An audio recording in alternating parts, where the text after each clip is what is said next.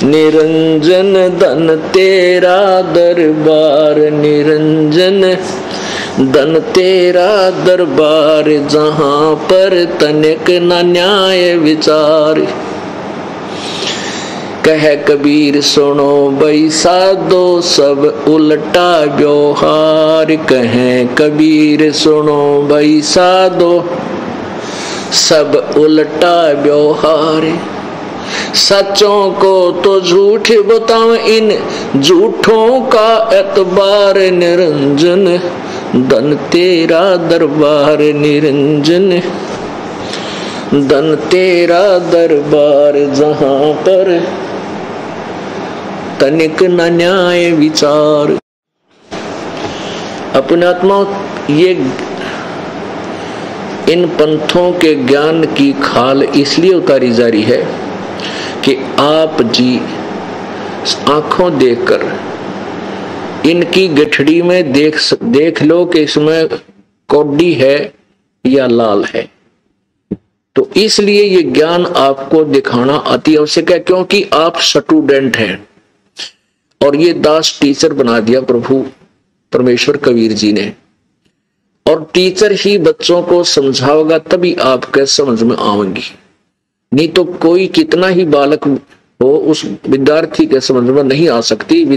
Teacher ही संकेत करेगा। हाँ, बुद्धिमान बच्चे होते हैं वो थोड़े ही संकेत में शीघ्र समझ जाते हैं, और जो कुछ कम है वो थोड़ा सा कुछ तिनके रट्टे बार बार रटा कर समझा कर उनको भी परफेक्ट कर देंगे। कहते रसरी आवत जात से सिर पर पड़त निशान, और करत करत अभ्यास के जड़मती होत सुजान।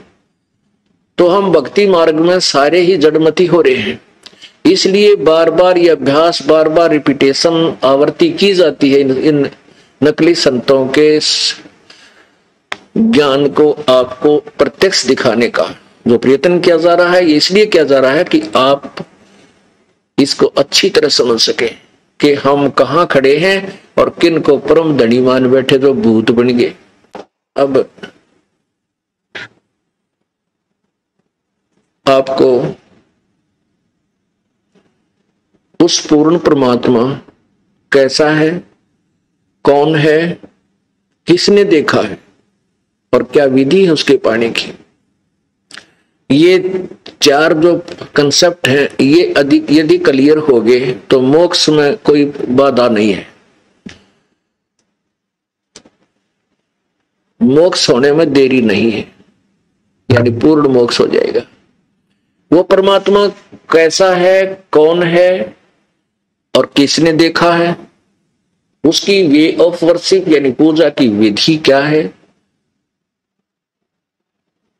वो कहां प्रमाण है उसका, किस किस महापुरुष ने उस साधना से वो साधना को करके मोक्ष प्राप्त किया। ये कंसेप्ट क्लियर होने के बाद फिर मोक्ष में देरी नहीं।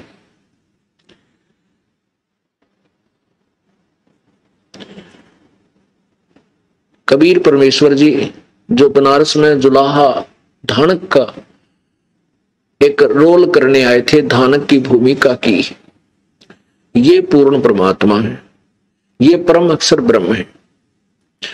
अब कबीर परमेश्वर जी को हमने केवल एक कवि मान रखा था, कवि, और उनके दोहों को हम जब शिक्षा ग्रहण करते थे बड़ी रुचि से पढ़ा करते थे और बड़े मार्मिक दोहे थे प्रभु के। अब जैसे लाल को कौड़ी समझकर और कूड़े के ढेर में डाल रखा था, अब जौहरी को पता होता है, लाल की परख करने वाले उस पारखी को पता होता है, वो तुरंत पहचान लेता है और फिर अन्य को उसके विषय में जानकारी देकर ये प्रमाणित करता है कि ये लाल है, इसकी कीमत इतनी है। फिर जो उससे परिचित होता जाएगा वही उन लाल को उठाकर सीने से लगाकर छुपा कर रख देगा। तो अभी तक हम इन कौड़ियों को तो लाल समझते थे, अन्य देवताओं को, अन्य भगवानों को, और कबीर परमेश्वर यानी उस पूर्ण ब्रह्म को हम कौड़ी समझते थे। अब कबीर परमात्मा जो काशी में धानक जुलाहा आया था, रहता था, वो भगवान, ओ तेरा गजब, एकदम प्रत्येक प्राणी जो पहली बार सुनता है उसकी तो 100 पे सुई जाती है क्यों झूठ बोला है तेरा गजब। ले बताइए, कबीर न भगवान बता रहा है। एक बहन बता रही थी कि आपकी एक किताब देखी मैंने इस एक मंदिर में, कोई पुजारी ने ले ली होगी मोल या किसी पर, जैसे भी हम जगह जगह सत्संग, पहले हम बाई पोस्ट भेज देते फ्री ऑफ कॉस्ट, केवल फोन लिखने से भेज देते हैं। तो गहरी नजर गीता में उस पुजारी ने, मंदिर के पुजारी ने मंगवा रखी, वो दर रखी पड़ी को नहीं जैसा भी। तो एक बहन कह रही थी कि मैंने वो बुक उस पुजारी से लेकर पढ़ी तो 5-7 प्रश्न, 5-4 प्रश्न पढ़े, उनमें लिख रखा कबीर जो बनारस में आया था वो परमात्मा पूर्ण ब्रह्म, मैंने उल्टी रख दी ताकि संत भी बड़ा बोला है, कबीर को भगवान बता रहा, वापस रख दी, नहीं छुई। कहते हैं 1-2-3 महीने के बाद आपकी सीडी चल पड़ी उस शहर में जिसमें वह बहन रहती थी। तो वो सीडी आपकी 1 घंटा चलती थी प्रतिदिन। तो उस सीडी में मैं देखने लगी तो वही जो फोटो उस पुस्तक पर था वो आपका दिखाई दिया। वो ज्ञान में धीरे धीरे सुनती मैं ऐसी रंग में रंगी को तेरा गजब हुई। इतने में आपका समाचार पत्र से पता चला कि आप हमारे शहर में सत्संग करने आ रहे हैं। हम वहां उसी शहर में सत्संग करने गए हुए थे, जयपुर की बात है, राजस्थान में। तो उस बहन ने फिर उपदेश लिया, कहने लगी कि सामने प्रत्यक्ष देखा और देख रहे हैं कि जो पूजा हम कर रहे हैं ये करने योग्य नहीं है, ये भगवान नहीं है, और फिर भी छोड़ना जी ना करता, इनमें इतना प्रेम हो रहा है। अपने आत्माओं इस कारनामे से फंसा दिए। फिर उस बेटी ने उपदेश लिया और आज तक 5-6 साल हो गए पूरी श्रद्धा से जुड़ी हुई है। तो पुण्यात्माओं, जो ज्ञान हमने दंत कथा सुन रखी थी, ब्रह्मा विष्णु महेश और ब्रह्म पर ब्रह्म तक की, पर ब्रह्म कोई नहीं जानता, नाम लेते ब्रह्म तक की, और ब्रह्म की स्थिति से नहीं परिचित है। तो ये भी कथा हमने किसी ना किसी के सुनने से ही ग्रहण की और फाइनल मान ली। और ये सुनाने वाली कथा सुनाने वाले ये कहा करते, ये शिव पुराण में ऐसे लिखा, विष्णु पुराण में ऐसा लिखा, भगवान शिव जी अजरो अमर है, मृत्युंजय है, कालज्ञ है, सर्वेश्वर है, और उन्हीं में इनके कोई माता पिता नहीं। उन्हीं पुराणों में आज लिखा है कि इनके माता पिता हैं, इनकी जन्म मृत्यु होती है, ये कंप्लीट गॉड नहीं है, ये पूर्ण परमात्मा नहीं है, इनकी जन्म मृत्यु होती है, इनका भी मोक्ष नहीं है। और ब्रह्म खुद कहता है मेरी भी जन्म मृत्यु होती है। केवल तत्वदर्शी संत बताओगा, उसके आधार से साधना करने से ही आप पूर्ण मोक्ष को प्राप्त कर सकते हो। तो वो परमात्मा कौन है, कैसा है? वो कबीर है, कबीर देव। वेदों में कबीर देव, कबीर अग्नि, कबीर अमित ओजा, कबीर ईश्वर, ऐसे उस परमात्मा का यथार्थ नाम लिखा है। सतपुरुष, परम अक्षर ब्रह्म, पूर्ण ब्रह्म, ये उसके उपमात्मक उपाधि के नाम हैं। जैसे भारत के प्रधानमंत्री जी का नाम, शरीर का नाम तो कोई और होता है, और प्रधानमंत्री उनकी पद का नाम है, उनका पद है, नाम नहीं है। तो ऐसे ही पूर्ण ब्रह्म, परमात्मा, परमेश्वर, परम अक्षर ब्रह्म, सत्य पुरुष, ये तो है पद के नाम। और कबीर देव है उनका ओरिजिनल नाम प्रभु का, कबीर देव, कबीर साहब।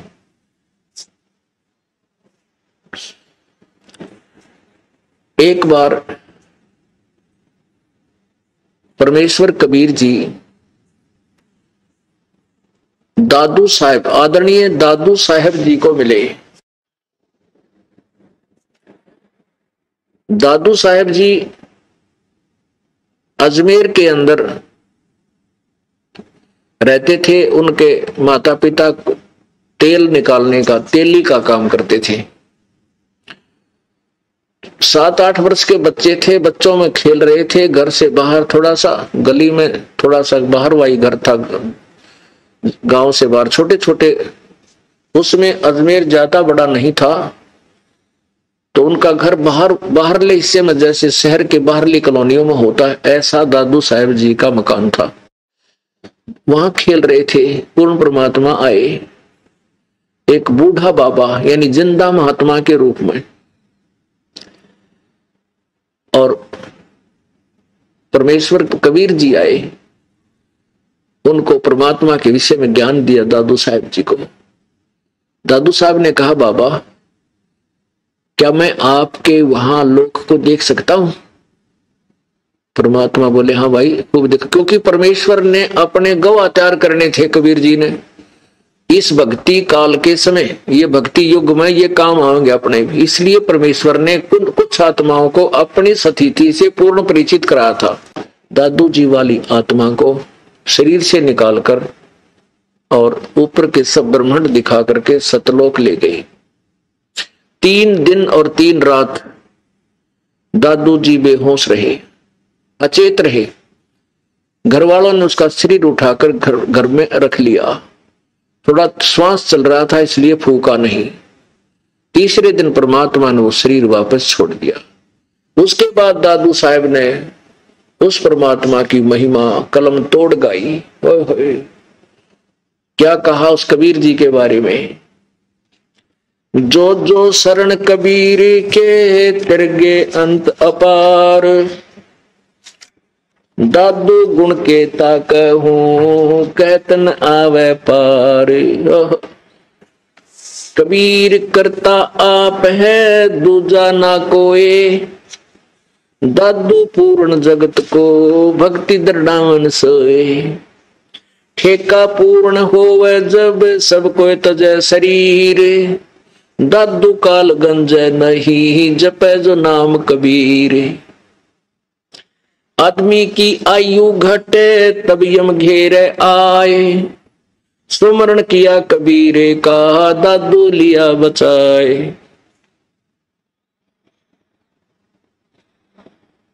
दादू संग ले चले कबीर चरण की छान, मिट दिया अपराध सब आ मिले छन माही। दादू संग ले चले कबीर चरण की छाही, सेवक देव निज चरण का दादू अपना जान। बरंगी सत कबीर ने कर लिया आप समान। दादू अंतर्गत सदा छिन छिन सुमरण ध्यान, वारू नाम कबीर पर पल पल मेरे प्राण।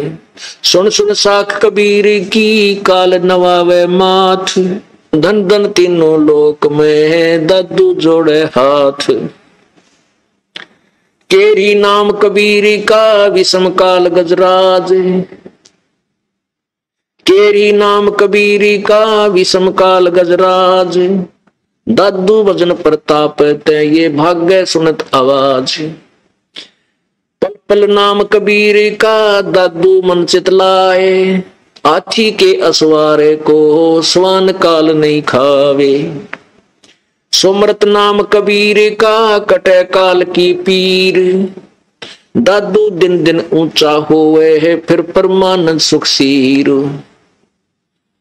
दादू नाम कबीर की जो कोई लेवे ओट, तिनको कभी लागे नहीं ये काल वज्र की चोट। और संत सब कूप हैं केते झरिता नीर, दादू अगम अपारे है वो दरिया सत्य कबीर। अब ही तेरी सब मिटे ये जन्म मरण की पीड़, श्वास उश्वास सुमर ले दादू नाम कबीर। जय कोई सरगुण में रीझ रहा कोई निर्गुण ठहरावे, दादू गति कबीर की ही मोह से कही न जाए। दादू नाम कबीर का सुन के कापे काल, नाम भरोसे नर चले होए न बाका बाले। जिनमो को निज नाम दिया सतगुरु सोए हमार, दादू दूसरा कोई नहीं, ये कबीर सिरजनहार। ओए होए होए, एक गवाह। अब आपके पास परमेश्वर कबीर है, सर्व सृष्टि रचनहार है। इनके आधा दर्जन गवाह आपके समक्ष पेश किए जाएंगे। परमात्मा को परमात्मा सिद्ध करने के लिए इन झूठे गुरुओं और संतों और पंथों ने जो बैठा दिया, परमात्मा की परिभाषा से, उनकी सतीथि से अपरिचित कर दिया, उसके लिए ये ढेर सारे प्रमाण आपके सामने दिए जाएंगे। तब ये आत्मा अपने भगवान को पहचान पाओगी। काल ने इतना काम बिगाड़ दिया। अब क्या बताते हैं दादू साहब जी ने कहा, जो जो शरण कबीर के तेरगे अंत अपारे, दादू गुण के ता कहूं कहतन आवे पार। कहते कबीर जी की महिमा के गाऊं, अंत नहीं उस मालिक की महिमा का। और जो जो कबीर परमेश्वर की शरण में आए हैं वो अनंत पार हो चुके हैं, अनंत। अब देख लियो पूरे विश्व में कबीर जी की महिमा प्रारंभ होगी। अरबों खरबों प्राणी इस परमात्मा की शरण में आवेंगे और पार होंगे। अब यहां ना जाने कितनी जीव जंतु हैं, एक चींटी के बिल में अरबों खरबों चींटी है, और वो कभी मनुष्य भी थे। तो यहां पार भी नरे होंगे और काल के फिर वो ये और प्राणी रह जाएंगे। जो हम आप लोग तो निकल जाओगे यहां से, फिर बाकी है अनाड़ी संतों के फंसे हुए ये यही धक्के खाओगे, गधे कुत्ते सूर बनेंगे जो शास्त्र विरुद्ध साधना कर रहे हैं, और आप पार हो जाओगे। कहते हैं जो जो शरण कबीर के, शरण का अर्थ है कि पूर्ण संत की शरण में, और जो सत्य वास्तविक मंत्र वो संत देव है, और कभी अंतिम श्वास तक उनकी मर्यादा में रहे, वो सब पार हो जाएंगे। कबीर करता आप है दूजा ना कोई, कबीर ही पूर्ण परमात्मा सबका मालिक, करता माने सृष्टि रचनहार, वो खुद है और कोई दूसरा नहीं है। दादो पूर्ण जगत को भक्ति दृढ़ावे सोए, पूरे संसार को एक वही परमात्मा सत भक्ति बताता है और कोई नहीं बता सकता। फिर कहते हैं ठेका पूरा होवे जब सबको तजे शरीर, दादू काल गंजे नहीं जपे जो नाम कबीर। अंत में मरना तो सभी ने है, मृत्यु तो होगी होगी, लेकिन जो परमेश्वर कबीर जी के उस नाम से जुड़ा हुआ है पूर्ण संत के माध्यम से, उसका काल निकट नहीं आओगा, यम के दूत नहीं दुखी कर सकते। सेवक देवनी चरण का दादू अपना जान, बरंगी सत कबीर ने किन्या आप समान। दादू अंतर्गत सदा छिन छिन सुमन ध्यान, वारो नाम कबीर पर पल पल मेरे प्राण। के परमेश्वर कबीर जी द्वारा जब दिया गया सच्चा नाम है वो इतना कीमती है कि उस नाम के ऊपर मैं अपना पल पल न्यौछावर कर दूं। अपने आत्मा जिनको भगवान चाहिए और वो भगवान का सीधा मार्ग मिल जाए, तो पुण्यात्मा जिसको परमात्मा चाहिए, चाह है जिसकी, तो कितना सैक्रिफाइस करेगा, कितना कुर्बान हो जाएगा उसके ऊपर। अब तो वही जाने जो इस रंग में रंगा हुआ है, वही समझ सकता है। अब भूखे न भोजन मिल जा, निर्धन ने धन मिल जा, तो हम निर्धन हैं, भूखे हैं भगवान के, हमें भगवान का राह मिल जाए, रास्ता मिल जाए, तो कितने गदगद, कितना आनंद, कितनी खुशी, और क्या समर्पण कर दें उस मालिक के लिए। ये एक अंदर से न्यारी उमंग हिलोर उठती है। क्या बताते हैं भाई, सुन सुन साख कबीर की, काल नवावे माथ, धन धन तीनों लोक में दादू जोड़े हाथ। कि कबीर परमेश्वर की साख माने महिमा, परमेश्वर की महिमा सुन जितनी भी चर्चा होती है, और काल का माथा मुरझा जाता है। नो कर ले नीचे न किया तो बात बिगाड़ेंगे मेरी। सुन सुन साख कबीर की, काल नवावे माथ, माथे ने नीचे न कर दे है कि तो इसके सामने ये रुक नहीं सकता, इसमें समर्थता नहीं है। जहां कबीर परमेश्वर की आवाज वाणी चलती है वहां से काल भूत ये सब भाग जाते हैं, निकट नहीं आ पाते। यम के दूत भी वहां निकट नहीं आते। जहां कबीर परमेश्वर की वाणी, उसकी महिमा का जो चर्चा चलती है, महिमा गाई जाती है। केरी नाम कबीरी का विखम काल गजराज, दादू भजन प्रताप तैयो भाग्य सुन के आवाज। अब देखो परमात्मा कहते हैं, दादू जी कहते हैं कि कबीर जी के नाम में इतनी शक्ति है, जो सतनाम है उसको तो तुम केरी बब्बर शेर समझ लो। केहरी माने बब्बर शेर। और काल भी कोई छोटा जानवर ना है, शक्तिशाली नहीं है, इसको हाथी समझ लो। जानवरों में हाथी बहुत शक्तिशाली होता है, तगड़ा लंबा चौड़ा होता है, लेकिन शेर के सामने जब शेर दहाड़ मारता है ना, यो हाथी लीड कर देता है और चंगाड़ मार कर भाग लेता। चाहे वो 1 किलोमीटर तो दहाड़ मार रहा, उन्होंने सोचा आ गया बस। तो शेर की स्पीड भी बहुत होती है, तो हाथी इतना डरता है शेर से। तो यो काल भी छोटा नहीं है, जो ब्रह्मा विष्णु महेश जैसा की घिघी बांध रहा, हमारे जैसे जीव की क्या औकात है काल के साथ टकरा जा। हम कबीर परमेश्वर की आड़ में ओट में बैठ के अब काल का तीर ठोकर लाग रहे ना, हमारी कोई औकात नहीं, 1 मिनट में नष्ट कर दे। तो यहां कितनी अच्छी उपमा बता रहे हैं दादू साहब जी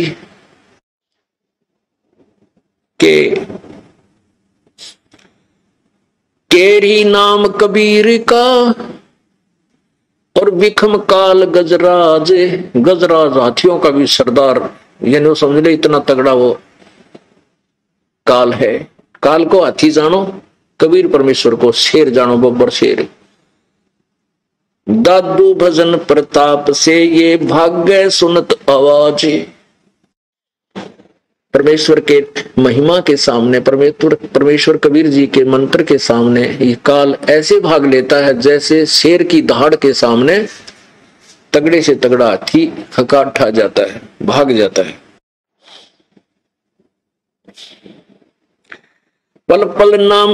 पल एक नाम कबीर का, दादू मन चितलाए।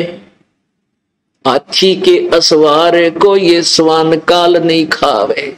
जिस दिन आपको यो नाम मिल गया, प्रथम मंत्र प्रारंभ हो जाता परमेश्वर के नाम से, उस दिन समझ लो आप हाथी पर बैठ गए। और काल की क्या स्थिति बताई है कि आप जब कबीर जी की शरण में आगे हो, समझो हाथी पर बैठ गए। और फिर काल की क्या स्थिति है, ये कुत्ते की तरह भौंकता रहेगा, आपको गुर्राता तो रहेगा, नो कर देगा, कभी यहां भी काल चोट मार जा, कभी यहां भी मार दे। लेकिन हाथी पर बैठे व्यक्ति का कुत्ता कुछ नहीं बिगाड़ सकता, वो भौंक सकता है 10 कदम दूर तक। और हम उसके डरते कुत्ते तो डर कर तोड़े पड़ जाएंगे, फिर तो पाड़ खाएंगे। यदि हम कबीर जी का नाम छोड़ देंगे तो काल ने तो फिर खाना ही है, समाप्त, हमें मार डालना है। तो हम इन कुत्ता से डर के, अर्थात भूत पितर इन कालों से डर के, काल से डर के आपका नाम छोड़ के उठ के आप खेमे में चले जाएंगे। फिर वो क्या करेंगे, वो तो पहले तैयार भोकन लग रहे, आजा तुझे खत्म करूंगा, मारेंगे, दुख देंगे। पल एक नाम कबीर का, दादू मन चितलावे। यानी जिस दिन नाम ले, चाहे 2 दिन लेट कर दे, पूरा समझ कर ले और नाम लेकर के सच्चे दिल से मालिक के चरणों में लग जा, भक्ति करने शुरू कर दे। तो समझो आप हाथी पर बैठ गए। और आप दोगले से रहोगे, कभी हाथी पर बैठ गए, कभी नीचे उतर गए, फिर वो काल पिंडी पाड़ेगा थारी, वो कुत्ते फिर बक्से को नहीं। हाथी के असवारे को स्वान काल नहीं खावे।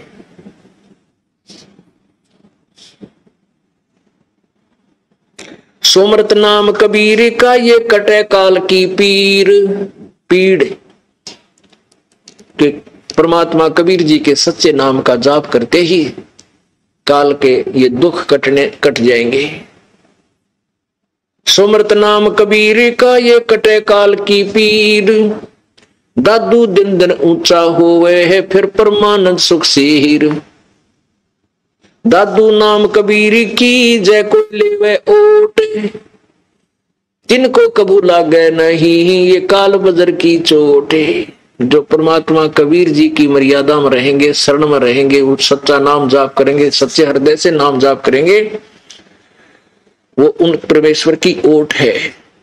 उनको कभी लागे नहीं इस काल वज्र। वज्र सबसे खतरनाक भयंकर ने सोच लो, मिसाइल समझ लो, परमाणु बम समझ लो, कहते उसका भी असर काल के द्वारा जो हमारे ऊपर आपत्तियां छोड़ी जाती हैं, दुख दिए जाते हैं, किसी का बेटा मार दिया, किसी को आप मार दिया, किसी कैंसर हो गई, किसी टांग टूट गई, किसी का कुछ हो गया, कहते ये जो वज्र ठोक ठोक के हमारे को तंग करता है, तो काल के वज्र यानी उस शस्त्र की चोट आप पर नहीं हो सकती। दादू नाम कबीर की जय कोई लेवे ओट, तिनको कबू लागे नहीं काल वज्र की चोट।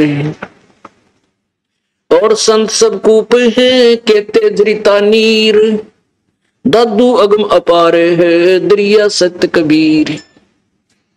अब अन्य संत भगवान ऐसे समझो, कोई तो कुआ समझो, और कोई झरीता नीर जैसे झरने का पानी कुछ क्षेत्र में काम दे सकता है। कूप का जल, कुएं का पानी जल पीन पान के काम आ सकता है, कंप्लीट सारा सिंचाई आदि का काम नहीं कर सकता। तो ऐसे कहते हैं भगवान श्री ब्रह्मा जी, श्री विष्णु जी, सतगुण श्री और रजगुण ब्रह्मा जी, सतगुण विष्णु जी, तमगुण शिव जी, ये भी कुछ राहत दे सकते हैं लेकिन कंप्लीट नहीं, पूर्ण रूप से नहीं। और कुछ संत भी थोड़ा बहुत राहत दे देते हैं अपने पूर्व जन्म की कमाई से, अपनी जेब से, लेकिन मोक्ष नहीं, पूर्ण लाभ नहीं। तो इस उसकी तुलनात्मक तरीके से बताया है। क्या बताते हैं? और संत सब कूप हैं कहते जरीता नीर। जरीता नीर माने झरना, झरने से बह रहा पानी जल। और दादू अगम अपारे है वो दरिया सत कबीर। कबीर परमेश्वर को तो दरिया मानो, दरिया अथाह जल जिसमें होता है, ना भी ले दो भी ले, सिंचाई के भी कर ले है, और फिर भी उसका अंत नहीं आवे। तो कबीर परमात्मा कंप्लीट गॉड है, पूर्ण परमात्मा है।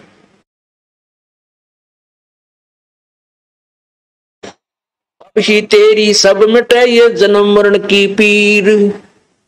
इस जन्म में रो कट जाएगा जन्म और मृत्यु का। श्वास उश्वास सुमरे ले है दादू नाम कबीर। श्वास उश्वास के परमात्मा कबीर जी द्वारा दिया गया सत्य नाम का सुमरण कर ले। इसी जन्म में तेरे जन्म मृत्यु का रोग कति कट जाएगा, सतलोक प्राप्ति हो जाएगी। दादू नाम कबीर का सुन के कापे काल। नाम भरोसे नर चले हो नवा का बाले। कबीर परमेश्वर का नाम सच के नाम से ही इस काल का कांपनी छूट जाती है, थर थर कांपने लग जाता है। और यदि आपको पूर्ण परमात्मा के नाम पर विश्वास है, सच्चे दृढ़ निश्चय से आप इस पर लगे हुए हो, तो काल आपका कुछ नहीं बिगाड़ सकेगा। जिनमो को निज नाम दिया सतगुरु सोए हमारे। दादू दूसरा कोई नहीं ये कबीर सिरजनहार। दादू साहब जी कह रहे हैं कि और कोई परमात्मा नहीं है, केवल कबीर सिरजनहार है। ये कबीर ही पूर्ण परमात्मा है।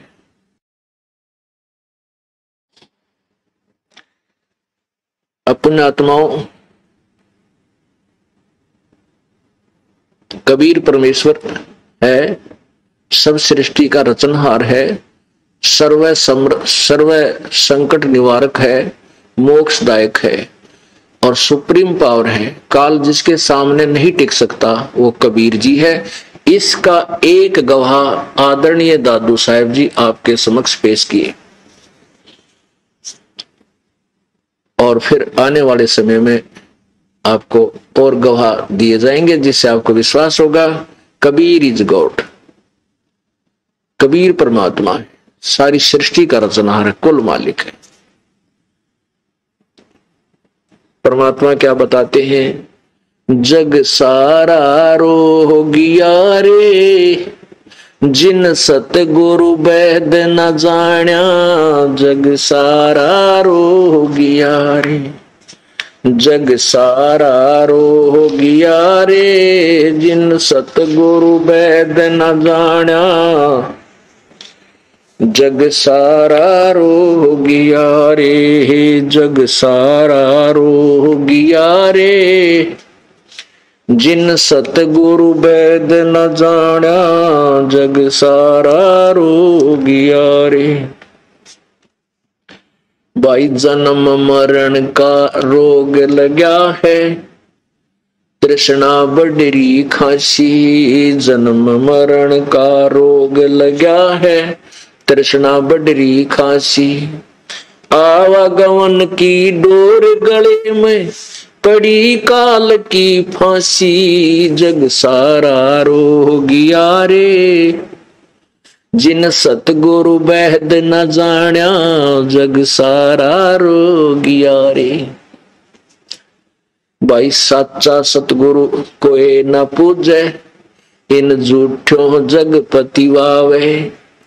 भाई साचा सतगुरु कोई ही न पूजे, झूठों जग पति आवे। अंधे की बां गई अंधे न ये मार्ग कौन बतावे, जग सारा रोगिया रे, जिन सतगुरु वैद न जाण्या, जग सारा रोगिया रे, जग सारा रोगिया रे, जिन सतगुरु वैद न जाण्या, जग सारा रोगिया रे। भाई देखा देखी गुरु से बन गे, किया ना तत्व विचारा। देखा देखी गुरु से बन गे, किया ना तत्व विचारा। गुरु से दोनों के सिर पे यू काल ठोके पंजारा, जग सारा रोगिया रे, जिन सतगुरु वैद न जाण्या, जग सारा रोगिया रे। भाई सार शब्द सर जीवन बूटी, गैस गैस अंग लगावे। सार शब्द सर जीवन बूटी, गैस गैस अंग लगावे। कहे कबीर तुम सतकर मानो, ये जन्म मरण मिट जावे, जग सारा रोगिया रे, जिन सतगुरु वैद न जाण्या, जग सारा रोगिया रे, जग सारा रोगिया रे, जिन सतगुरु वैद न जाण्या, जग सारा रोगिया रे। परमात्मा बता रहे हैं कि पूरे विश्व को जन्म और मृत्यु का रोग लगा है। जैसे आपने पवित्र गीता जी में अध्याय नंबर 15 के श्लोक 16-17 में पढ़ा, गीता ज्ञान दाता ये क्षर ब्रह्म और अक्षर ब्रह्म ये पर ब्रह्म। ये क्षर ब्रह्म 21 ब्रह्मांड का मालिक है, जो ब्रह्मा विष्णु महेश का पिता है, और पर ब्रह्म ये 7 संख ब्रह्मांड का भगवान है, स्वामी है। और जो 15वें अध्याय के 17वें श्लोक में लिखा है कि उत्तम पुरुष तो अन्य, जो क्षर पुरुष और अक्षर पुरुष से और दूसरा जो अन्य पूर्ण परमात्मा है, वही सबका मालिक है, वो वास्तव अविनाशी है, वही तीनों लोकों में प्रवेश करके सबका धारण पोषण करता, वो परमात्मा है। वो केवल वो अमर है। तो ये क्षर पुरुष भी जन्म मृत्यु में, और परब्रह्म की भी मृत्यु, ये भी अविनाशी नहीं है। तो केवल पूर्ण परमात्मा ही अविनाशी है। गीता ज्ञान दाता स्वयं कहता है कि अर्जुन तेरे और मेरे बहुत जन्म हो चुके, तू नहीं जानता मैं जानता हूं। ब्रह्मा विष्णु महेश की भी जन्म मृत्यु होती है, ये अजर अमर नहीं है। तो इसलिए कबीर परमेश्वर कहते हैं कि जिन भगवानों की तुम पूजा करके मोक्ष चाहते हो, वो खुद ही मोक्ष मुक्त नहीं है, और उनका भी जन्म मृत्यु होता है। तो उनको भी जन्म और मृत्यु का रोग लगा हुआ है। पूरे विश्व को ये जन्म मृत्यु का दीर्घ रोग है। इस रोग के काटने की जड़ी ये सार शब्द है। कहते हैं सार शब्द सरजीवन बूटी, सतनाम के बाद आपको सारनाम दिया जाएगा, सारनाम के बाद आपको सार शब्द की उपलब्धि कराई जाएगी, तब आप यहां से सहर्ष चले जाओगे। पुण्यात्माओं, इस यथार्थ भक्ति विधि को परमात्मा ने इस समय तक इस दास के लिए छुपा कर रखी थी। परमेश्वर ने अपनी सभी पुण्यात्माओं को, जिनको अपनी सतीथि से परिचित करवाया, उनको कह दिया था कि धर्मदास तो लाख दोहाई, ये सार शब्द की दबार न जाई, और ये यथार्थ मंत्र सतनाम का भी जिक्र कहीं नहीं करना।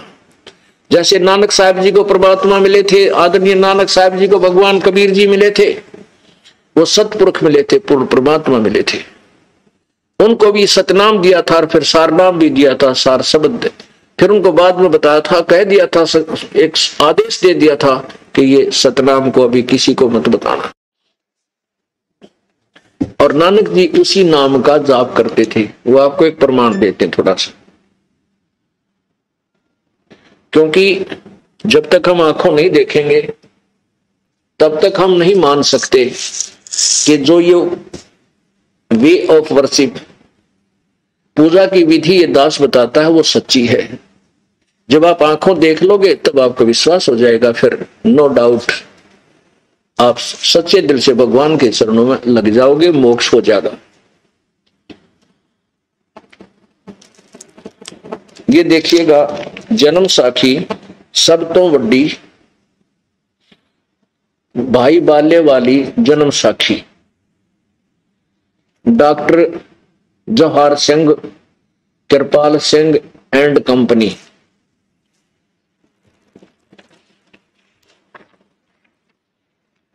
ई जन्म साखी अज तक छप चुकिया नालों वड्डी है, सब तो वड्डी ते पुरातन है। भाई बाले वाली जन्म साखी श्री गुरु नानक देव जी दी पंजे साहिबां दी साखी ते दसां पातशाह ते जीवन समेत। अब वही है Jawahar, doctor Jawahar Singh, Kripal Singh and company द्वारा छपी। इसके 547 पृष्ठ पे समुद्र की साखी है। ये देखिएगा पृष्ठ 547, समुद्र दी साखी। यहां से शुरू करते हैं। बाला संधु वाच, बाला यानी बालाजी बोले, भाई बाला बोला और अंगद जी को सुना रहे हैं। कहते हैं गुरु अंगद जी, गुरु नानक जी अजीते पासों विद्या होए, ता मर्दान ने कहा सच्चे पातशाह जी असा समुद्र ता देखिया पर लंका ना देखी। जिथे रामचंद्र जी चढ़ाई कीती है, ता गुरु नानक जी कहा चलो। भाई बाला ते मर्दाना तुहानू रंज नहीं करना, अखी मिटो। जा अखी मीट के खोलिया ता समुद्र दे कंडे जाई खड़े हुए ते आखण लगे, बाला ते मर्दाना मेरे पीछे पीछे चले आओ। मुखों वाहेगुरु वाहेगुरु कहिंदे आओ ते आगे आगे गुरुजी तुर पे। जैसे धरती ऊपर तुरदे सन, उसे तरह समुद्र ऊपर तुर पे। जा चले जावण ते पीछे बाला ते मर्दाना जावण। ता मर्दान ने विचार कीती कि गुरु नानक देव जी ओम सोहम जपदे जांदे सन हन। ता मर्दाना भी ओम सोहम लगा जपण ते लगा गोते खावण। जा गुरु नानक जी देखन ता मर्दाना गोते खांदा है। ता गुरु जी कहा मर्दाना गुरु जी दी करनी वल नहीं देखना, गुरु दे वचन पर चलना चाहिए। तू मर्दाना उहे आख जो असा आखिया है। ता मर्दाना फेर लगा वाहे गुरु कहन। ता फिर जल ऊपर उसी तरह तुरन लगा। अपने आत्माओं देखो, नानक साहब जी यथार्थ मंत्र सतनाम जाप कर रहे थे और उन्होंने इसलिए उच्चारण किया कि आने वाले समय में, क्योंकि गुरु नानक देव जी ने अपनी वाणी में वो मंत्र लिखा हुआ है, ये नो का नो, और प्राण संगली के अंदर तो बिल्कुल क्लियर है। तो परमात्मा की के आदेश का पालन करते हुए श्री नानक साहब जी ने कहा, यही सोचा कि ये नाम अब किसी के सामने नहीं होना चाहिए, इसका जाप कोई ना करे। इसको दृढ़ करने के लिए कि आने वाले समय में कोई भी मेरी वाणी को पढ़कर कहीं इस नाम का किताब भांडा फोड़ ना कर दे, इसलिए गुरु नानक जी ने उच्चारण करके नाम जाप करना शुरू कर दिया सतनाम का। वैसे ये श्वास से सिमरन है, उच्चारण करके नहीं होता, बोल के इसका जाप है ही नहीं। तो केवल एक शिक्षा देनी थी। तो बाला मर्दाना, जो बाला और मर्दाना दो उनके शिष्य उनके साथ साथ चल रहे थे। तो मर्दाना जी ने सोचा गुरु जी तो नाम और जप रहे हैं और मुझे कहा तू वाहे गुरु जप। तो वो भी इस सतनाम का जाप करने लग गया, बोल के वो डूबने लगा समुद्र में। तब नानक जी ने कहा कि वही बोल, तो ये मंत्र मत जाप कर। पुण्यात्मा साक्षी हैं, उन्होंने बताया है कि जाखी वे कबीर की नानक की तीवा वह सिखा के गल पड़ी कौन छुटावे था। अब श्री आदरणीय नानक साहब जी को परमेश्वर कबीर जी बेई नदी में मिले थे आके एक जिंदा महात्मा के रूप में, और वहां से उनको अंतर्ध्यान करके उनके शरीर को कहीं जंगल में छोड़ दिया। नानक साहब जी वाली आत्मा को लेकर के सचखंड गए थे और वहां अपना वास्तविक स्वरूप दिखाया था और कहा था मैं बनारस में मिलूंगा, मैं धानक का काम करता हूं, वहां आ जाना। तो नानक जी अपनी पहली उदासी में जब वापस आए 3 दिन के बाद, लोगों ने मान लिया था, वहां के सुल्तानपुर के व्यक्तियों ने जान लिया था कि नानक साहब तो डूब गए दरिया में, जबकि वो सचखंड से वापस छोड़े गए। तो उसके बाद नानक साहब जी बनारस में पहुंचे और देखा वाहे गुरु, वो ये तो वो सच्चा गुरु, वाहे गुरु जाखी वे कबीर की। ऊपर का नजारा देख कर सतलोक का कबीर परमेश्वर का नानक की तीवा, ओ हो वाह गुरु, ये है वाहे गुरु कबीर जी। जाखी वे कबीर की नानक की तीवा, और वह सिखा के गलपड़ी कौन छुटावता। अब सिख लोग केवल वाहिगुरु वाहिगुरु वाहिगुरु वाहिगुरु की रट ला दी, जो कहीं कौन छुटवावे वाहिगुरु कौन है, वाहिगुरु जो ना बेरा इनको पता नहीं। अब उसका राज था कि अब तक इसको छुपा कर रखना था। अब वो पुण्यात्मा अब फिर जन्म प्राप्त करती हुई आ रही, क्योंकि वो कभी परमेश्वर के चरणों में रही है कबीर जी के। और जैसे वाणी गुणी का पाठ करने से यज्ञ का फल हो जाता है, उससे भी पुण्य पाप बनकर थोड़ा बहुत एक जन्म मनुष्य जीवन का मिल जाता है, लेकिन रोग कटेगा इस सच्चे नाम का। परमात्मा कहते सोहम शब्द हम जग में लाए, सार शब्द हमने गुप्त छुपाए। अब ये सतनाम बनता है 2 मंत्र से, और सार शब्द अभी गुप्त है, वो बहुत ही पुण्यकर्मी प्राणी को प्राप्त होगा, उसका भेद कहीं नहीं दिया जा सकेगा। तो इस प्रकार आपको दृढ़ निश्चय होगा कि कौन सा वो मंत्र है जो किन किन महापुरुषों ने जाप किया और उनको परमात्मा प्राप्ति हुई। उन्होंने बताया परमात्मा से शरीर है, उसका नाम कबीर है। बोलो सतगुरुदेव। कर जोरूं विनती करूं, धरूं चरण पर शीश, गुरु जी राम देवानंद जी महाराज ने दियो नाम बख्शीश। कोटि कोटि सिजदा करूं, कोटि कोटि प्रणाम, चरण कमल में राखियो मैं बंदी जाम गुलाम।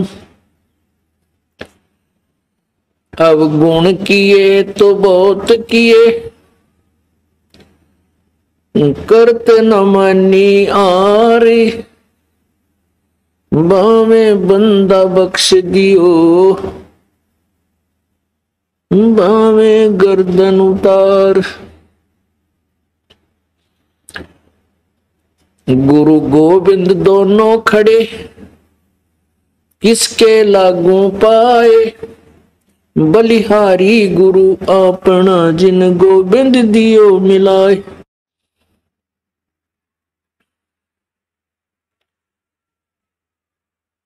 गुरु बिन माला फेरते, गुरु बिन देते दान, गुरु बिन दोनों निष्फल हैं, चाहे पूछो वेद पुराण।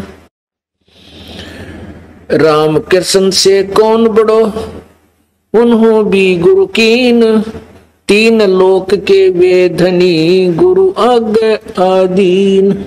7 द्वीप 9 खंड में गुरु से बड़ा ना कोई, करता करे न कर सके, हे गुरु करे सो होए। गर्भ योगेश्वर गुरु बिना, लाग्या हर की सेव, कहे कबीर बैकुंठ से, फेर दियो सुख देव। राजा जनक गुरु किया, फिर कीनी हर की सेव, कहे कबीर बैकुंठ में चले गए सुखदेव।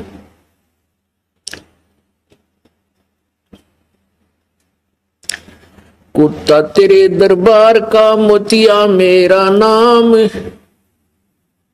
गले प्रेम पूछेंगे कुशलात, आद अंत की सब कहूं अपने दिल की बात।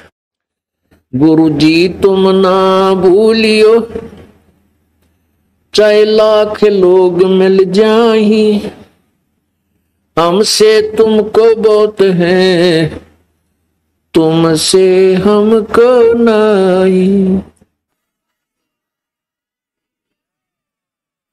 अब आपको कुछ भक्तों के अनुभव सुनाएंगे, ध्यान से सुनना। ये बार बार समय नहीं मिलता बच्चों, या एक एक अक्षर आपका बड़ा कीमती बहुमूल्य है जो भगवान आपको यहाँ लाए हैं। यहाँ आना कोई बच्चों का खेल है, बगैर परमात्मा की रजा से आप इधर मुंह भी नहीं कर सकते। स्पेशल है आपको, चाहे कुछ भी कारण बनाया, चाहे दुखी करा चाहे सुखी करा, आपको ऐसे स्थान पर लाकर बैठा दिया। अब चर्चा सुना करो, एक एक शब्द को ऊपर विचार किया करो। आप सुनिएगा वो भक्तों का अनुभव। नमस्कार सर। नमस्कार सर। सर क्या नाम है आपका? रुपेश दास। रुपेश जी कहाँ से आए हैं आप? बानसूर बालावास रतनपुरा वालावास से आया हूँ, जिला अलवर राजस्थान। रुपेश जी, संत रामपाल जी महाराज से नाम दीक्षा आपने कब ली? 26 मार्च 2017 में नामदान लिया था मैंने प्रथम मंत्र। सर 2014 से संत रामपाल जी महाराज जेल में हैं और आपने 2017 से संत रामपाल जी महाराज से नाम दीक्षा ली, तो ऐसा क्या कारण था जो आप संत रामपाल जी महाराज की शरण में 2017 में आए? और भी बहुत से संत हैं जिनकी शरण में आप जा सकते थे। सर पूर्ण मोक्ष कैसे मिलेगा, जन्म मरण से छुटकारा कैसे मिलेगा, और आध्यात्मिक ज्ञान के लिए, और हमारे घर में भूत प्रेतों की बाधाएं थी, इनसे छुटकारा पाने के लिए हमने संत रामपाल जी महाराज से नाम दीक्षा ली। संत रामपाल जी महाराज से नाम लेने से पहले आप क्या भक्ति साधना करते थे? हम घर वाले सभी देवी देवताओं की भक्ति करते थे। हमारी बहन भी थी एक, जो 11-12 साल की थी, वो भी भक्ति करती थी, तो उनकी मौत हो गई अचानक पैर में दर्द आने के कारण। फिर हमने शानी शेवड़ों की डॉक्टरों के पास नहीं लेके गए, शानी शेवड़ों को बुलाया और रात को जागरना भी किया। उनको बुलाने के कारण और 10-15 दिन के बाद में ही हमारी बहन की मौत हो गई। और हमारे पापा जी थे, हमारे पापा जी उनके यानी कोई तो जिन बताता उनको, कोई भूत बताता था उनके अंदर, कोई कुछ देव देवताओं के बारे में बताता था। तो हमने वीर तेजाजी हीरामल इनके पास भी लेके गए। इन्होंने बोला भाई कोई जिंद नहीं, पित्तर है। और हम जोधपुर सजाड़े धाम गए तो वहाँ बोला अक भाई जिंद है। और भी कई देवताओं के पास गए तो उन्होंने कोई कुछ कहते हैं, कोई कुछ कहते हैं। हमारे पिताजी एक ऐसा अंदर पता नहीं क्या था, जिन था क्या नहीं था, जो शिव जी का मंदिर होता है, उसी शिवलिंग की मूर्ति होती है, वहाँ पर जो ऊपर पानी के जो घड़े होते हैं, मटके होते हैं, उनके अंदर पानी भरा हुआ होता है। वो मेरे पिताजी उनके मंदिर में चढ़ कर मटकियों को फोड़ने लगे। फोड़ने के बाद में जो सगला पानी था वो सगले पिए, पहले पानी पिए, फिर उसके बाद में जितने भी मटकियों के टुकड़े हुए थे वो टुकड़ों को खा गए। और हम जाते थे, हमारे वापस बाटे की भगा के देते थे। ऐसा उनके अंदर जिन था। सर संत रामपाल जी महाराज के बारे में जानकारी आपको कहाँ से मिली? पास में ही मेरे गांव से 7-8 किलोमीटर पास में रामनगर गांव है, बानसूर तहसील के अंदर। वहाँ एक भगत है, उनके पास में हमने बटाई ली थी पहले 6 महीने। तो उन्होंने हमारे को बताया, फ़ोन करके बताया, घर पे बुलाया, पुस्तक दी गीता तेरा ज्ञान अमृत। और उससे पहले मेरे को 2009 के अंदर भी एक पुस्तक मिली थी जो ज्ञान गंगा के नाम से थी। वो पुस्तक मैंने पढ़ाई करता था, मैं 7वीं 8वीं में जिस टाइम मिली थी मेरे को, रास्ते में एक बुजुर्ग आदमी ने देख के गए थे मेरे को। वो पता नहीं कौन था, कहाँ के था, उसने बताया भी नहीं मेरे को। बोला अब बच्चे इसको पढ़ना है, फेंकना नहीं है। मैंने बोला ठीक है बाबा। फिर मैंने वो पुस्तक लेके देखी तो फर्स्ट पेज खोलते ही संत रामपाल जी महाराज की तस्वीर थी। उसके बाद में जो उनके 21 नियम दे रखे थे उन्होंने पढ़ा। उनको पढ़ने के बाद में मेरे को डर लगा, अब मम्मी पापा लड़ेंगे। फिर मैंने उनको बंद करके पुस्तक को, मेरी जितनी भी पुरानी पुस्तकें थी उनके बीच में रख दिया। फिर उसके बाद मैंने देखा ही नहीं। फिर ये जब जैसे भी हमने 2016 के अंदर जब बटाई लिया था रामनगर के पास में, तो एक भगत ने हमारे को गुरुजी के बारे में बताया, सब कुछ बताया, पुस्तक गीता तेरा ज्ञान अमृत के बारे में बताया। तो मैंने वो गीता तेरा ज्ञान अमृत पुस्तक भी ली इनसे, भक्तों से। फिर मैंने मिलान किया तो मेरे याद आ रही थी कि ये मैंने नियम पढ़े हुए हैं, मेरी ये पुस्तक पढ़ी हुई है, कहाँ पढ़ी है, कहाँ कब पढ़ी है, ये मेरे समझ में नहीं आ रहा था। फिर धीरे धीरे मैंने भक्तों को फ़ोन किया, वो भगत जी मैंने ये पुस्तक पहले पढ़ भी लिया है। फिर उन्होंने बोला भाई याद करो भगत जी क्या कौन सी पुस्तक थी, यही थी दूसरी थी। मैंने धीरे धीरे याद किया तो पुस्तकों को छेड़ने लगा, तो मेरे को ज्ञान गंगा के बारे में याद आया। तो ज्ञान गंगा निकली, वो पुस्तक भी निकाली, और उसके बाद में मैंने इस आध्यात्मिक ज्ञान को पूरे को पढ़ा। और जो भक्ते के इंटरव्यू दे रखे थे उसमें उनको पढ़ा। मेरे जो दुख थे मेरे साथ, उनसे भी ज़्यादा काफ़ी दुख थे उन भक्तों के जो उनमें इंटरव्यू दे रखे थे। तो मैंने आध्यात्मिक ज्ञान को समझ के फिर संत रामपाल जी महाराज की ग्रहण की शरण में गया मैं। सर आपने बताया कि संत रामपाल जी महाराज की शरण में आप 2017 में आए और संत रामपाल जी महाराज जेल में थे। अपने दुखों से छुटकारा पाने के लिए आप संत रामपाल जी महाराज की शरण में आए। तो संत रामपाल जी महाराज की शरण में आने के बाद क्या आपके वो दुख दूर हुए? सर जी मेरे को आध्यात्मिक ज्ञान लाभ हुआ। उसके बाद में मेरे पिताजी को भी 15-20 साल से भूत प्रेत की बाधा थी। तो उनको संत रामपाल जी महाराज की शरण में जाने के बाद में उनका भूत प्रेता की बाधा जो साया था वो हट गया। और मेरे को भी 2 साल से भूत प्रेता की बाधा थी, 2015 के आसपास की बातें हैं। तो तब मैंने संत रामपाल जी महाराज की शरण में गया, तब से मेरे भूत प्रेता की बाधा हट गई। और मेरी माताजी के पेट में दर्द रहता था 4-5 साल से, तो उन्होंने खूब 3-4 ऑपरेशन भी करवाए हैं, पथरियाँ भी काफ़ी निकली हैं और हाथों का वो ऑपरेशन हुआ है, तब भी फ़ायदा नहीं होता था। जब संत रामपाल जी महाराज की शरण में गई तब से उनका पेट का दर्द का गायब है। और जो वो भी नशा करती थी मेरी माताजी, बीड़ी तंबाकू ये पीती थी, वो संत रामपाल जी महाराज की शरण में जाने के बाद में वो नशा भी छूट गया। सर ये जो अभी 20 दिन पहले की बात है, 1 मार्च 2018 के अंदर जो बहरोड के अंदर सत्संग का प्रोग्राम था 4 मार्च 2018 का, तो उसमें 3 दिन पहले की सेवा चली हुई थी। तो हमने 2 मार्च 2018 को वहाँ पर सेवा के अंदर गए बहरोड। तो 3 तारीख को सत्संग के दौरान मैं पुस्तक सेवा कर रहा था चौक के ऊपर, जो दिल्ली की तरफ जो सड़क जाती है उधर उस पुलिया के नीचे। तो वहाँ अचानक पुस्तक सेवा करते करते 4 बजे की समथिंग मेरे बगल में छाती में दर्द आया। छाती में दर्द आने के बाद में मैंने, मेरे पास 2-3 भगत थे, उनको बताया भगत जी मेरी तकलीफ़ हो रही है। उन भगत जी ने बोला भगत जी टैबलेट ले लो, सुई लगवा लो, सामने मेडिकल है, संत रामपाल जी महाराज के जो चन्नामत जो देते हैं अमृत धारा वो पी लो, सब ठीक हो जाएगा, परमात्मा दया करेंगे। फिर मैंने संत रामपाल जी महाराज जो चन्नामत होता है वो भी पिया। उसके बाद टैबलेट भी ली 2, उससे फ़ायदा नहीं हुआ। फिर एक ट्यूब आती है वो भी लेके आए, उससे फ़ायदा नहीं हुआ, ज़्यादा होने लग गया। ज़्यादा दर्द होने के कारण फिर मैंने भक्तों के पास कॉल भी किया, भगत जी मेरी तकलीफ़ ज़्यादा बिगड़ती जा रही है, मेरे को पता नहीं कैसा क्या दर्द है, पहले अचानक पहले ऐसा दर्द कभी नहीं हुआ। फिर ये भगत जल्द से जल्द लेके गाड़ी लेके आए। गाड़ी लेके आने के बाद मेरी तकलीफ़ ज़्यादा और बिगड़ गई थी। तो भगत भी जो मोटरसाइकिल लेके आए थे वो घबरा गए, भगत जी हम नहीं ले जा सकते और हमारे से सिटी के अंदर गाड़ी भी नहीं चलाई जा सकती स्पीड पर, आपको तो फ़ौरन जल्दी हॉस्पिटल में ले जाना होगा। तो वहाँ पर एक भगत राजेश दास बहरोड के, उनके पास गाड़ी थी, तो उन्होंने फ़ोन किया, वो भगत जी गाड़ी लेके गए। गाड़ी में मेरे को लिटा दिया और पवन दास भगत जी रामनगर के वो मेरे साथ थे।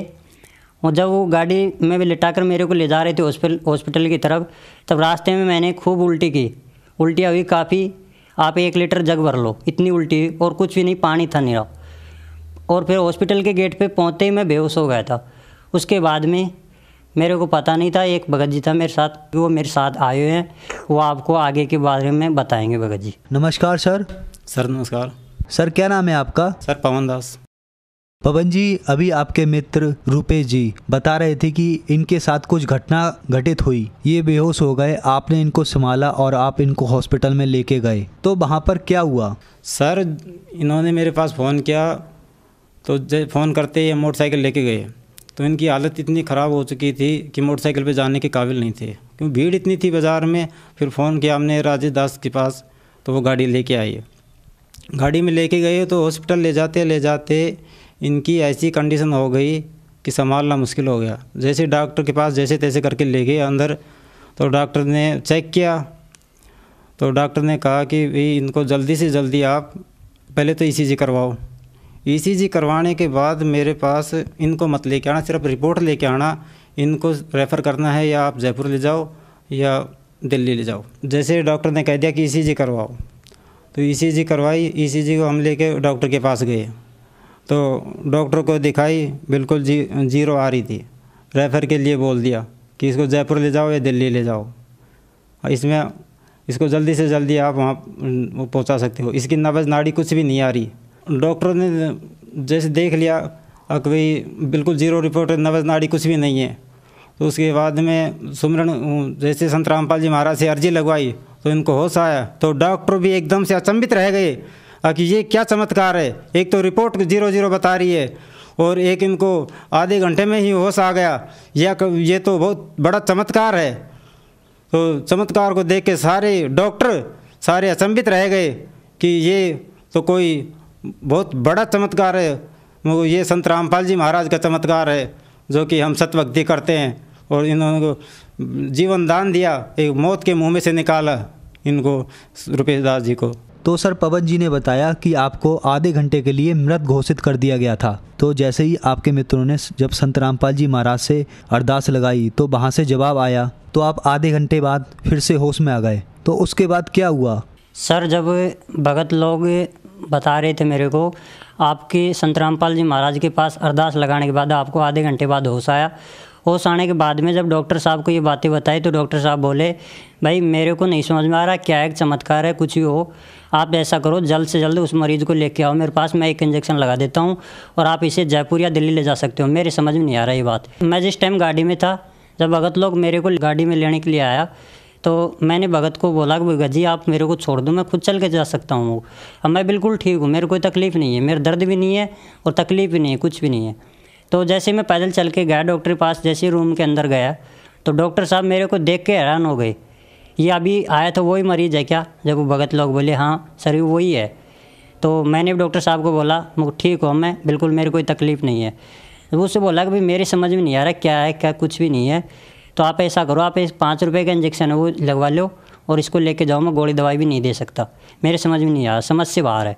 तब ये भगत लोग मेरे को टीकाकरण के लिए इंजेक्शन के लिए गए, तो एक कंपाउंडर ने जल्द से भी मेरे और कहीं लगाने के बजाय मेरे खवे के अंदर यहीं पर ही जल्द से जल्द इंजेक्शन लगा दिया। और उसके बाद मैंने भक्तों को बोला अब मैं ठीक हूँ, बिल्कुल चलो सेवा करेंगे। तो बहुत लोग बोले कि भाई ठीक है तू आराम कर, सेवा तो हम कर लेंगे, कोई दिक्कत वाली बात नहीं है। मैंने बोला मैं संत रामपाल जी महाराज की शरण में जीवनदान, मेरे को दूसरा जीवनदान मिला है तो मैं सेवा करूँगा, मैं सेवा से नहीं डटूँगा। तब वो भगत में बोले चलो ठीक है घर पर ले चलते हैं तेरे को। घर पर लेके गए, घर पर मेरे को उन्होंने भंडारा कराया शाम को, जो मेरे को चढ़ना मत था वो दोबारा चढ़ना मत दिया परमात्मा की शरण में। फिर बाद में मैंने भाई आराम भी किया। सुबह फिर वापस सत्संग के दौरान 4 मार्च 2018 के को दिन में सत्संग का प्रोग्राम था, वहाँ पुस्तक सेवा, फिर से पुस्तक सेवा में मेरा नंबर आ गया, पूरे दिन पुस्तक सेवा की मैंने, और ये भगत जी मेरे सबसे बड़ा लाभ था। तो सर संत रामपाल जी महाराज से नाम दीक्षा लेने के बाद आपको बहुत सारे लाभ प्राप्त हुए और आपको जीवन दान भी मिला, तो जो लोग आज दुखी हैं उनको आप क्या संदेश देना चाहते हैं?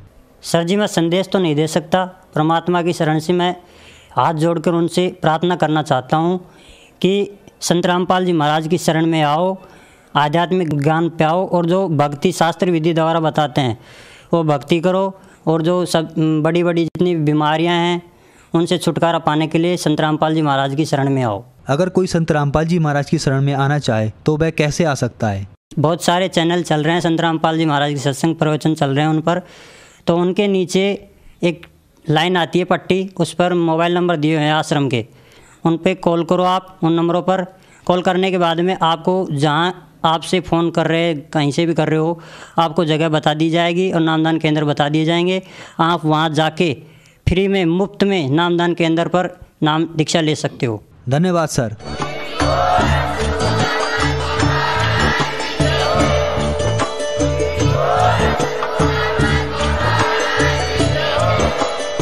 आप सुन रहे थे जगत गुरु तत्वदर्शी संत रामपाल जी महाराज जी के मंगल प्रवचन। अधिक जानकारी के लिए विजिट कीजिए हमारी वेबसाइट www.jagatgururampalji.com।